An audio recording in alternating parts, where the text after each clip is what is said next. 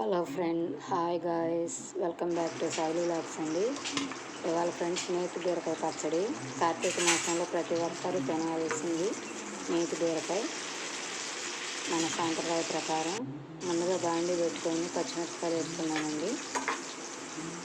Medium ఫ్లేమ్లో వేసుకుంటే లోపల బాగా వేగిద్ది, పచ్చి పచ్చిగా లేకుండా. చూడండి ఫ్రెండ్స్, వేగిని ఒక ప్లేట్లో తీసుకున్నాం. వాటిని చాలా రోజుల నుంచి వీడియో కుదరక పెట్టట్లేదు ఫ్రెండ్స్.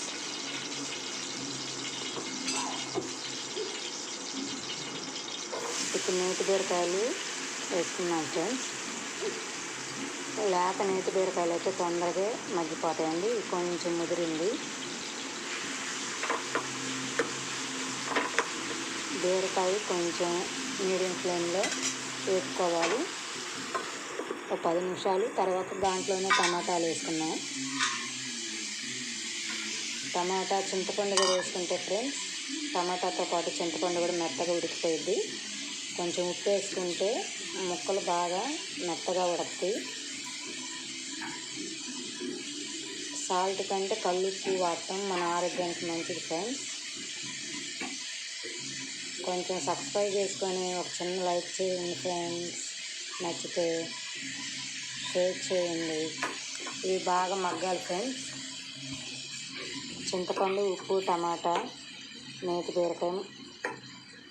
బీరకాయ ఆల్రెడీ మగ్గింది.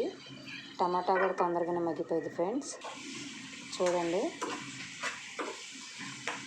బీరకాయ అనేది వాటర్ శాతం ఎక్కువగా ఉంటుంది కాబట్టి వాటర్ వస్తుంది. మళ్ళీ ఉప్పు వేసాం కాబట్టి కొంచెం వాటర్ ఊరిద్ది. ఒక 5 నిమిషాలు అలా అయిపోయింది. చూడండి ఫ్రెండ్స్, ఇప్పుడు దించేసుకున్నాం స్టవ్. కొంచెం పసుపు వేసా ఫ్రెండ్స్, ఆ వేడికి సరిపోద్ది. ఇది ఆరిన తర్వాత పచ్చిమిరపకాయలు, ఇవి నేతి బీరకాయ, టమాటాలు అన్నీ వేసుకున్నాం కదా ఫ్రెండ్స్. చిన్నుల్లిపాయ, జీలకర్ర, ధనియాలు అన్నీ వేసుకొని రోట్లో నూరుకుంటే బాగా టేస్ట్గా ఉంటుంది. కాకపోతే నేను మిక్సీ వేసా ఇవాళ. మనకి కొంచెం టైం ఉండి ఓపికంటే ఫ్రెండ్స్, రోట్లో నూరుకుంటే చాలా రుచిగా ఉంటుంది. అందుకనే పల్లెటూర్లలో పచ్చడి చేస్తే మంచి వాసన, మంచి రుచి ఉంటుంది. చూడండి, మిక్సీ వేసా ఫ్రెండ్స్. నేతి బీరకాయ పచ్చడి రెడీ అయింది. శైలు లాగ్స్ని లైక్ చేయండి, షేర్ చేయండి, సబ్స్క్రైబ్ చేసుకోండి ఫ్రెండ్స్.